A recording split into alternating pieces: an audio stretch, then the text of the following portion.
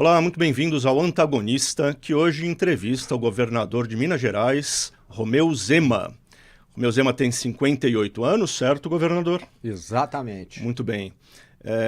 Está no seu segundo mandato à frente do governo do estado, do seu estado, o senhor é de Araxá, certo? Isto. O primeiro mandato, a primeira eleição foi em 2018. Ele era desconhecido naquele momento, mas acabou passando na frente de todos os políticos mais experientes do estado para conquistar o seu primeiro mandato. E agora, já em 2022, o caminho foi mais fácil. Ele se reelegeu já no primeiro turno das eleições. Então, governador, o senhor já está se sentindo um político em tempo integral? Já sim. Primeiro, é um prazer estar aqui com vocês, Graeb. E depois de 4 anos e meio como governador, você aprende muita coisa. Eu sempre atuei no setor privado, mais de 30 anos anteriormente. E na campanha, em 2018, eu já comecei a aprender alguma coisa e nesses 4 anos e meio, à frente de Minas Gerais, eu digo que eu fiz alguns doutorados, sabe? Porque foi uma experiência muito rica, não só para mim, como para a minha equipe. E diante disso, eu falo que nós temos obrigação de fazermos uma segunda gestão melhor do que a primeira. Concorda? Porque há 4 anos e meio atrás, eu estava assumindo um estado sem ter o conhecimento que eu tenho hoje. Sem projetos, numa situação dificílima, caótica, não tinha dinheiro para pagar folha de pagamento, não tinha medicamento na rede pública e a situação hoje é diferente. O Estado avançou e o meu nível de conhecimento também. Muito bem. Agora, o problema fiscal, o senhor acabou de se referir a ele, não tinha dinheiro. O problema fiscal de Minas continua. É um Estado numa situação fiscal muito difícil, né? Embora me pareça que no ano passado o senhor tenha tido um superávit, não é isso? Mas ainda não tem dinheiro para fazer tudo, então o que o senhor pretende fazer nesses 4 anos para completar, ou enfim, avançar nessa tarefa de melhorar as contas de Minas? Exato, você falou muito bem, a situação é grave, mas pelo menos nós já temos hoje equilíbrio financeiro, nós já gastamos menos do que arrecadamos. Então, antes o que nós tínhamos era alguém com uma dívida monstruosa, tipo 100 mil reais, ganhava 3 mil e gastava 5 mil por mês. Hoje nós ainda temos essa dívida de 100 mil, mas já estamos ganhando 5 mil por mês e gastando 3 mil. Então já é possível você ter um planejamento, você ter o pagamento das contas em dia e com a adesão ao regime de recuperação fiscal que nós fizemos o ano passado, 2022, ficou nítido que esse regime é que propicia o equilíbrio das contas. E nós dependemos até o final do ano do Legislativo Mineiro fazer a aprovação do mesmo para que a Secretaria do Tesouro Nacional formalize totalmente esse plano. Mas estamos no caminho certo com essas mudanças que aconteceram recentemente, agora no Ministério da Fazenda, que propôs algumas melhorias, alguns avanços no regime de recuperação fiscal. Essa condição para Minas Gerais vai ficar ainda mais viável. E como é que está a relação? O senhor elogiou o Ministério da Fazenda, né? A relação com o Ministério está melhor do que com o Legislativo Mineiro? As duas estão boas ou as duas estão ruins? Me conte. Com o Legislativo Mineiro melhorou muito. O presidente Tadeu Leite é uma pessoa aberta ao diálogo, é uma pessoa com quem eu tenho me encontrado frequentemente, que sabe o que Minas precisa para dar certo no futuro. Então nós estamos vivendo um novo momento com o Legislativo, muito diferente da primeira gestão nossa.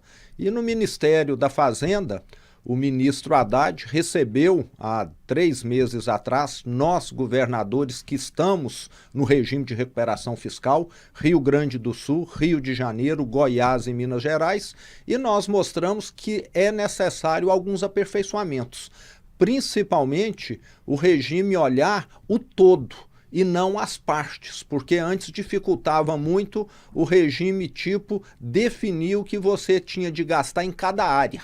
Se você está gastando menos no total, é o que interessa. Então, me parece que o ministro foi sensível a esse questionamento nosso e está fazendo aí essa mudança que deverá ser formalizada em breve.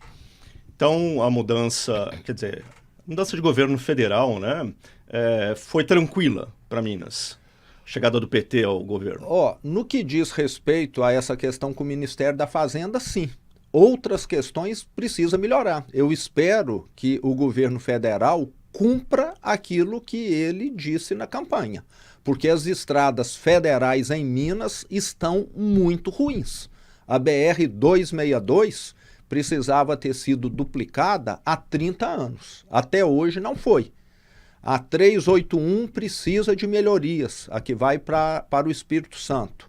A 040 precisa ser reconcedida. A 262, que vai para o Triângulo Mineiro, no outro sentido, a mesma coisa. Então, o governo federal está aí e espero que ele atenda os mineiros, porque as rodovias em Minas estão, as federais, numa situação ruim. As estaduais nós estamos recuperando. O ano passado, nós iniciamos uma melhoria expressiva nas estradas mineiras. Esse processo continua em 23, em 24, em 25. Agora não adianta eu recuperar a malha própria do Estado e o governo federal não fazer da sua parte nas federais. São quantas estradas que o governo estadual está recapeando, reformando? Minas, vale lembrar, nós temos a maior malha viária do Brasil. São 27 mil quilômetros de estradas. Nós já conseguimos colocar asfalto novo em 2.500. Nós estamos priorizando os trechos aonde o asfalto está em pior situação, mas ainda temos um longo trabalho pela frente. Mas nesse momento nós temos mais de 60 frentes de obra em todo o estado. Então estamos recuperando, concedemos vários lotes de rodovias em Minas, onde as concessionárias é que estão fazendo esse trabalho. Então é um trabalho de médio e longo prazo. Para as rodovias mineiras ficarem boas, nós vamos levar aí 2, 3, 4 anos, mas esse processo está em andamento. Todo mês que passa, o percentual de rodovias em estado ruim tem diminuído. Esse processo de concessão de estradas é uma novidade em Minas? Como é que ele está caminhando? Minas, de certa maneira, tinha tido alguns avanços lá atrás e depois ficou estacionada. Nós tivemos a MG 050, que mais ou menos é a que liga Belo Horizonte a Ribeirão Preto, passando por São Sebastião do Paraíso, por Passos. Foi uma concessão feita há uns 15 anos atrás, 20 anos, uma concessão não muito bem planejada. O Brasil estava aprendendo ainda, mas nós temos corrigido os contratos, temos tido uma interlocução muito positiva com essa concessionária da MG 050 e levamos adiante. Agora são 7 lotes de rodovias que ou já foram ou estão sendo concedidos. O aeroporto da Pampulha, o ginásio do Mineirinho, o terminal rodoviário de Belo Horizonte. Nenhum estado do Brasil fez tantas concessões quanto nós fizemos na minha primeira gestão.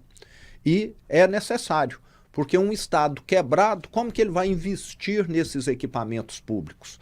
E você tem um setor privado que muitas vezes tem capacidade de investimento e de gestão muito melhor do que o Estado. Então é uma parceria que está funcionando, que está dando certo e que vai ajudar a colocar Minas nos trilhos como nós temos feito. Agora, concessão, talvez um pouco menos, né? Mas privatização continua sendo um assunto bem polêmico, contencioso no Brasil, e o senhor está envolvido numa discussão dura lá em Minas a respeito disso. Tem 4 ou 5 grandes empresas estatais de energia elétrica, de saneamento, enfim, que o senhor planeja estatizar. Mas para isso é preciso vencer resistências de opinião pública, me parece, e sobretudo dentro do legislativo. E tem até mesmo uma mudança de lei que me parece que é bem polêmica que o senhor está tentando fazer. O senhor está querendo eliminar a necessidade de referendo para as privatizações, é isso? Exato, Graeb. Primeiro eu tenho de dizer que nós já fizemos grandes avanços. A CEMIG hoje tem mais de 100 CNPJs a menos do que ela tinha há 4 anos e meio atrás. Nós vendemos várias subsidiárias da CEMIG, algumas conhecidas aí no mercado, como a Light, que hoje, se a empresa fosse vender, valeria talvez 5% daquilo que nós apuramos, apesar de ter sido um investimento que deu prejuízo para a empresa, porque lá atrás, bem antes do nosso governo, compraram essa participação por um valor muito maior. Vendemos a Renova, um parque eólico gigante no sul da Bahia, também com prejuízo, já que era uma empresa em recuperação judicial, e estamos vendendo Belo Monte e Santo Antônio. Então já há um avanço muito grande no que diz respeito àquilo que não depende de autorização legislativa. Imóveis do Estado, a mesma coisa, e tudo isso fez com que a empresa ficasse mais focada em fornecer energia elétrica para os mineiros e não em projetos que dão prejuízo Brasil afora, como aconteceu. E na Assembleia, nós acreditamos que teremos essa mudança legislativa, que não seja mais necessário um referendo popular. Os deputados são os representantes do povo. Os deputados têm condição de aprofundar e analisar isso muito melhor do que qualquer cidadão. Então, eu creio que vai prevalecer esse bom senso e nós queremos privatizar todas essas estatais que hoje têm controle do Estado. E lembrando, como você disse, é um Estado endividado que não tem condição de fazer aportes financeiros nessas empresas. Então, em mãos privadas, essas empresas terão muito mais recursos. A CEMIG vai ter mais recursos para levar eletricidade, a Copasa para universalizar o saneamento básico, e a Codemig já é uma empresa que não oferece serviço público, mas esses recursos sendo aplicados em infraestrutura, principalmente em estradas, a economia de Minas vai crescer numa velocidade tão maior que a própria arrecadação será incrementada num valor superior aos dividendos que o Estado recebe. Então, diferente do que algumas pessoas falam, está privatizando empresa boa, nós vamos ter uma economia muito maior que vai render mais para os cofres públicos do que o próprio dividendo. Qual que é a ordem de dividendos que essas empresas pagam hoje para o Estado? A maior delas é a Codemig. A Codemig sozinha paga aproximadamente... A Codemig, ela é de? Ela detém o direito minerário da mina de nióbio, na cidade de Araxá. Então, a Codemig sozinha é a maior arrecadadora de dividendos, cerca de 1,5 bi por ano. Quando você soma CEMIG e Copasa, talvez dê aí mais 800 milhões, 1 bi por ano. Então, nós estamos falando aí de uma ordem de grandeza de 2 a 2,5 bilhões por ano de dividendos. Uma economia crescendo mais, com estradas melhores, atraindo mais investimentos, você muito mais do que aumenta a sua arrecadação nesse valor. Tá. E o plano, pelo que eu entendi, é principalmente investir em estrada, é refazer a malha viária, com o dinheiro que eventualmente for arrecadado com a venda das empresas, é isso? Exato. O Tesouro Nacional exige que uma parcela desse valor seja usado para reduzir a dívida com a União, mas uma parte muito maior vai ser para poder fazer obras. E lembrando que nós vamos exigir que o investidor que venha controlar essas empresas faça investimentos. Nós queremos que quem vier assumir o controle da CEMIG se comprometa a continuar o plano de investimentos de 40 bilhões de reais que a CEMIG já tem, ou até acelerar ou ampliar, para nós levarmos mais energia elétrica para os mineiros. Queremos que quem vier assumir a Copasa acelere os investimentos que a mesma esteja fazendo. Então você ainda vai ter mais geração de emprego, mais movimentação econômica, sem contar as estradas. E hoje eu assisto casos lá, Graeb, de produtor rural que fala: eu não consigo mais vender a minha fruta para São Paulo ou para Belo Horizonte, porque o caminhão trepida tanto na estrada que a minha fruta chega danificada no destino.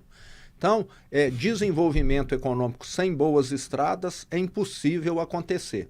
E lembrando que o governo federal, nos últimos anos, não investiu o que deveria em Minas. Mesmo resolvendo as rodovias, as MGs, nós ainda precisamos melhorar as BRs. O senhor falou que tem boa expectativa aí de conseguir passar a lei que retira a obrigação de referendo, né? Mas mesmo assim pode ter judicialização dessa história, né? O senhor está prevendo uma batalha muito difícil? Acha que vai conseguir fazer essas vendas até o final do mandato? Eu estou muito otimista. Como eu te disse, nós já vendemos vários imóveis. Teve, em alguns momentos, questionamento do Ministério Público, do Tribunal de Contas do Estado, mas nós temos feito tudo dentro da lei, tudo com a maior transparência possível. Leilão aqui na B3. Então, é um processo totalmente aberto, que nós não temos o que esconder, ninguém está sendo privilegiado. Infelizmente, em Minas, existe uma cultura de aversão à mudança. Uma das maiores críticas que eu tive foi ter colocado à frente da CEMIG um presidente competente, que fez o valor dela multiplicar por 3, mas ele tinha um defeito que eu não consegui superar. Ele não era mineiro, ele era paulista. Então nós precisamos rever esse provincianismo que existe em Minas Gerais, que é bom por um lado, você manter as tradições, etc., mas que em determinado excesso atrapalha o desenvolvimento. Então, eu vejo que nós precisamos lidar com essa questão aí. A CEMIG é importantíssima, vai continuar chamando CEMIG, vai continuar com a matriz em Belo Horizonte, mas ela vai ser muito melhor para os mineiros se ela tiver uma gestão privada do que uma gestão que tenha interesse político, como sempre aconteceu. E essa formatação das concessões, quer dizer, as obrigações que vão ter que ser cumpridas pelo concessionário, o modelo de fiscalização, isso aí já está bem desenhado? Já está bem desenhado. Lembrando que o Brasil quase todo já fez isso. Estamos assistindo aí a mais recente privatização de energia elétrica, que é a Copel do Paraná. Então, o que deu certo, o que deu errado, já serviu como lição. E o que nós vamos fazer em Minas Gerais é corrigir todos esses problemas que já aconteceram no passado, que foram poucos, diga-se de passagem. A maioria das privatizações, das concessões, foram bem sucedidas, e tenho certeza que Minas, o mineiro, os 20 milhões de mineiros, ficarão muito mais bem servidos em termos de energia elétrica, de saneamento e com as estradas, com essas privatizações. Governador, na semana passada vocês fizeram, vocês fizeram o primeiro embarque de lítio para fora do Brasil, não é isso? Qual a importância de começar a explorar esse novo metal, né? Que é importantíssimo para as baterias, enfim, para toda a indústria mais moderna, né? Então, Graeb, a semana passada, na minha opinião, foi um dos momentos mais importantes desses meus 4 anos e meio à frente do governo de Minas. Sempre se fala lá em Minas que a mineração vai exaurir, que o minério está acabando. Acontece em algumas minas. O próprio Museu de Inhotim já foi uma mina que hoje foi totalmente recomposta e de uma beleza maravilhosa. Não sei se você conhece.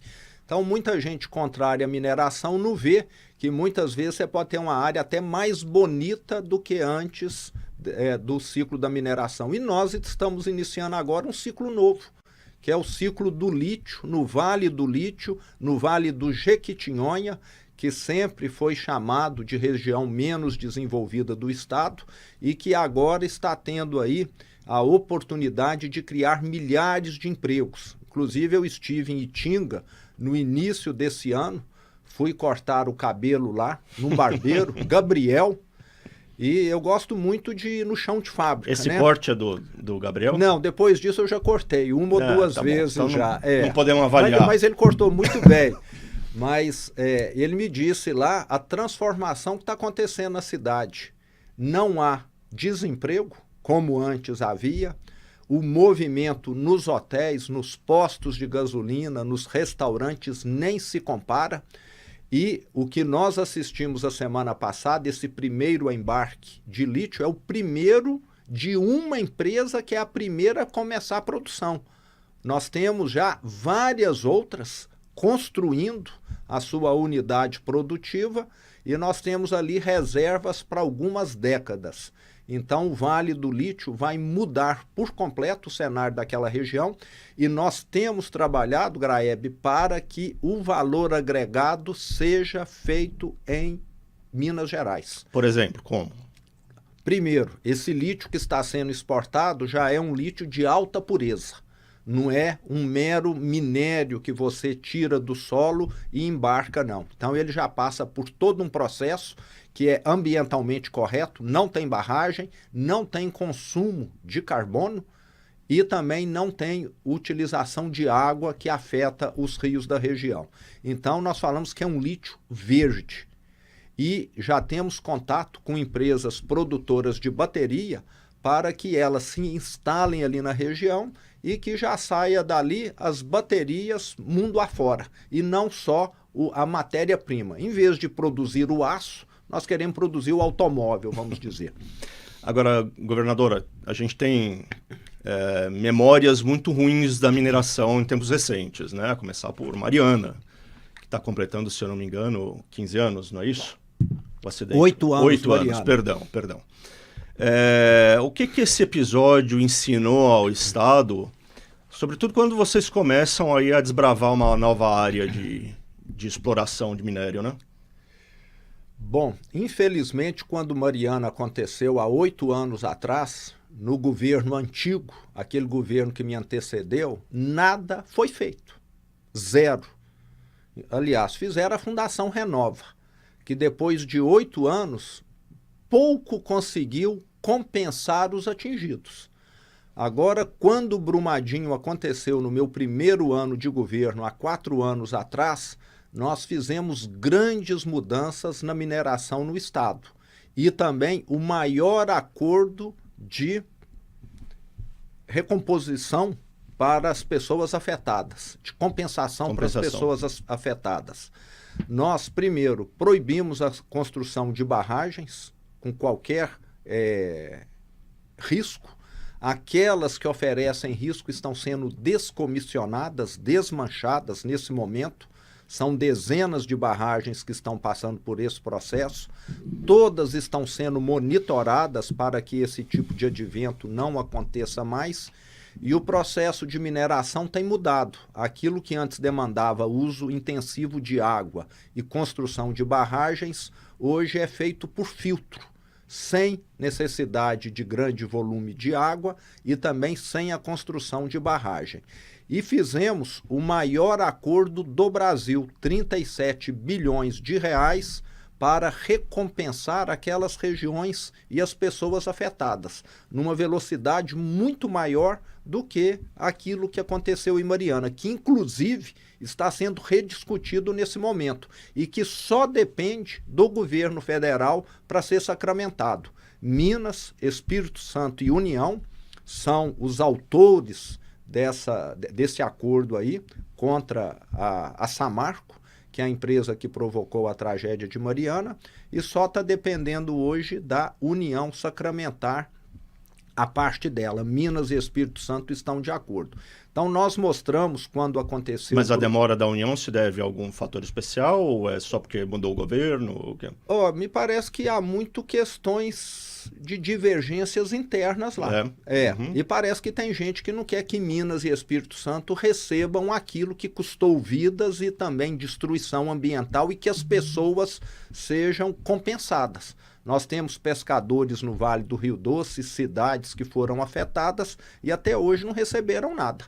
Então, quem está contra esse acordo está contra o social dessas pessoas que foram afetadas. E é um governo que se diz social. Então, fica aí um questionamento: por que não levam adiante esse acordo que vai beneficiar os mineiros e os capixabas que foram afetados lá em 2015? Governador, o senhor passou nas últimas semanas aí por umas 2 ou 3 situações meio de aperto por causa de frases que não são suas, mas que o senhor acabou utilizando em rede social, enfim, na imprensa, e elas lhe trouxeram críticas. Uma que era de autoria do Benito Mussolini, né, antigo ditador da Itália na época da Segunda Guerra, e outra do James Madison, se eu não me engano, né, um dos pais fundadores ali dos Estados Unidos, que falava, que punha na mesma frase as palavras democracia e tirania, né? O senhor vai parar de usar frases ou vai continuar usando frases? Como é que é? Ô Graeb, eu vou continuar, inclusive, publiquei ontem, publiquei hoje, né? Eu sempre publico uma cedo e outra à noite. Eu gosto muito de frases, de pensamentos. Agora nós temos de entender o seguinte, quando eu publico uma frase, não quer dizer que eu tenho concordância com aquela frase, né? Se você publicar uma frase do demônio, não quer dizer que você é demônio, né? Eu acho que algumas frases devem ser vistas como alerta, que eu acho que é o caso dessas 2 frases aí, né? É você querer, no caso do Mussolini, um Estado totalitário, que não é o que vai levar o Brasil adiante, mas não é, quem me conhece de forma alguma, aquilo que eu endosso. E quem acha que a democracia resolve todos os seus problemas automaticamente, eventualmente, como já aconteceu em muitos países, alguém que não é democrata pode ser eleito. Alguém que queira se tornar ali algo bem diferente de um democrata de fato, que acredita em renovação de poder. Então são frases que servem de alerta. Infelizmente alguém acha que é o meu posicionamento, mas não é de forma alguma. Mas eu já defini que esse tipo de polêmica eu vou me poupar, porque não é o que eu penso. Então vou passar a publicar frases mais naquela linha do que eu acredito, do que na linha do que eu não acredito, que é muitas vezes para servir de alerta. Então vou colocar um alerta lá. Alerta de ironia? Vou colocar ali, né? Será que não é isso que está acontecendo no Brasil nesse momento, entende? Vou colocar ali um alerta bem grande, para não haver mais mal-entendidos. Qual é a frase de hoje? Vamos pegar aqui a de hoje aqui. A de hoje está bem dentro aí do contexto. Vamos pegar aqui, ó. A de ontem à noite foi: recessões e desemprego em massa não são causados pelo livre mercado, mas sim pelas intervenções estatais na economia, do Mises, que você conhece, né? E a de hoje cedo foi: as oportunidades não acontecem, você as cria. Do Chris Grosser, mas eu nem sei quem é o Chris Grosser. Mas essas não tem muita margem para mal entendido. Não, né? Essas não tem, Então acho que teve gente que quis, se aproveitar, né, e falar que eu endossava um pensamento de um ditador, o que não é verdade, que eu sou um democrata, um liberal nato. Eu acredito no indivíduo, nas liberdades individuais.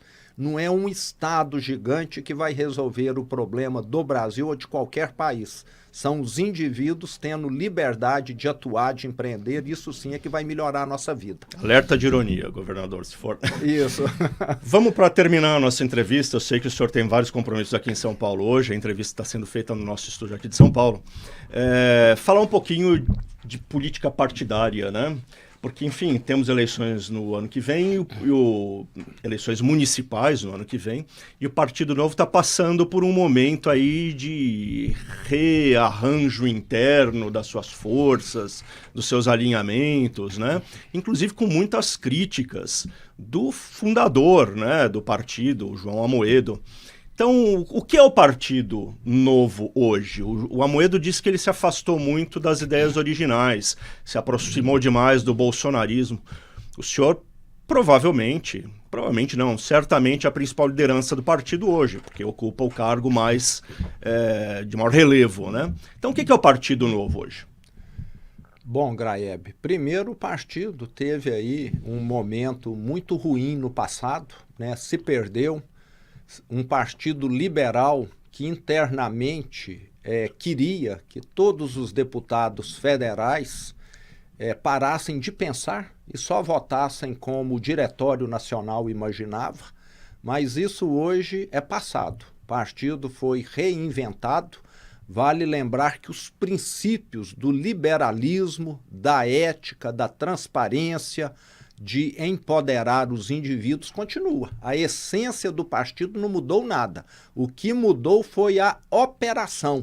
Em vez de nós termos um diretório nacional que oprimia os parlamentares, nós temos hoje um diretório nacional, através do presidente Eduardo Ribeiro, que trabalha junto com os mandatários. Não só os federais, como os deputados estaduais, vereadores e comigo mesmo. Então é um partido liberal que veio para fazer dentro de casa aquilo que o liberalismo prega, que é escutar as pessoas, que é empoderar as pessoas e não exigir que ninguém pense. Então o partido ano que vem, 2026, com toda certeza terá um divisor de águas e vai fazer aquilo que eu sempre acreditei e sempre solicitei e nunca fui escutado no passado, que é começarmos a eleger uma grande quantidade de vereadores, principalmente porque tudo na vida você começa pela base. Você tem que fazer o alicerce da casa para depois fazer a casa. E o alicerce da política é você ter pessoas provavelmente mais jovens na vereança, fazendo ali um trabalho, aprendendo para que amanhã possam alçar voos mais altos. Então, o partido ano que vem, com toda certeza, vai começar a fazer essa base que nunca foi prioridade no passado. O partido no passado queria fazer a cobertura no prédio antes de construir o prédio. E um partido que se perdeu, não é o caso aqui nosso, mas vejo que o Eduardo Ribeiro é uma liderança que está fazendo a diferença. A última eleição, ano passado, sabemos que o partido foi mal, mas era reflexo ainda da antiga liderança. Então, estou muito otimista, continuarei no Novo e acredito nas propostas do Novo.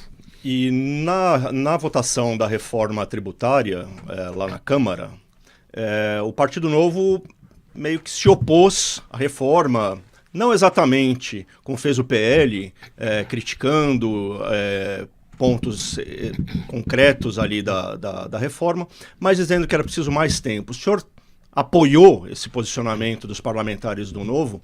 E, em segundo lugar, o que o senhor achou do resultado da reforma tributária? Primeiro, eu fui favorável à reforma tributária com algumas ressalvas, que eu sempre disse. Primeiro, os estados precisam ter representatividade de acordo com a sua população, e não um voto por estado. Que aí Sul e Sudeste, que representam 56% dos brasileiros, vão ter 7 votos no meio de 27. Então, isso para mim não é representatividade. Então, sempre coloquei esse ponto. Sempre disse também que Sul e Sudeste têm bolsões de pobreza, que fundos de desenvolvimento regionais precisavam atender essas regiões como as outras regiões. Não queremos ter tratamento diferente. E, além disso, sempre fui favorável porque representa uma simplificação. Eu que venho do setor privado, posso dizer de carteirinha que eu usava muito mais tempo que eu deveria estar administrando a empresa para entender os impostos do que propriamente para melhorar a operação. Então o Brasil precisa. E o Partido Novo teve lá entendimentos diferentes, até porque a proposta foi submetida aos parlamentares de última hora, não deu para analisar com profundidade, para entrar em detalhes que deveriam ter sido tratados a priori e não a posteriori. Então acabou havendo divergências, mas eu acho até que essas divergências entre os parlamentares do Novo é algo saudável. Eu acho que é da divergência que se criam soluções melhores e não de quem você obriga a pensar da mesma maneira. Muito bem. Para terminar, governador, o senhor disse recentemente que o senhor, pensando em 2026, prefere apoiar do que ser apoiado.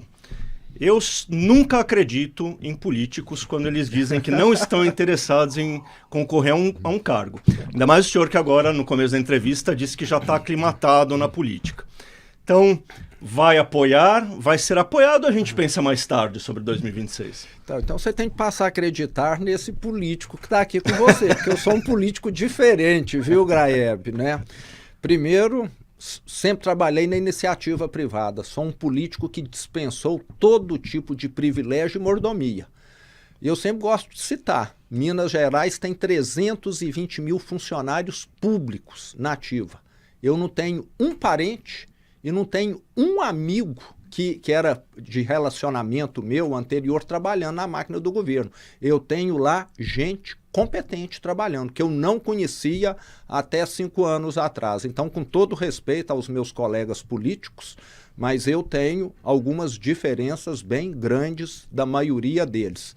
E o meu plano para 26 é terminar o meu governo de Minas Gerais com mais de 1 milhão de empregos formais criados. Já ultrapassamos 740 mil empregos.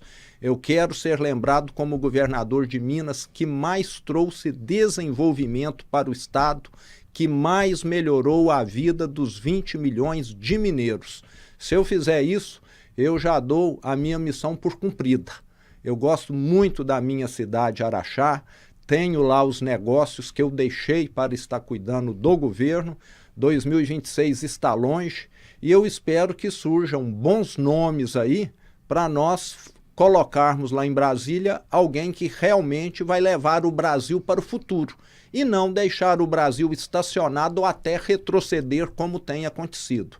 E estarei dando total apoio a esse nome, como fiz na última eleição presidencial. O que eu quero é que esse governo federal que está lá, que não vai levar o Brasil para o futuro, não permaneça. Que alguém com uma visão de futuro, que acredite no poder empreendedor do brasileiro, venha assumir.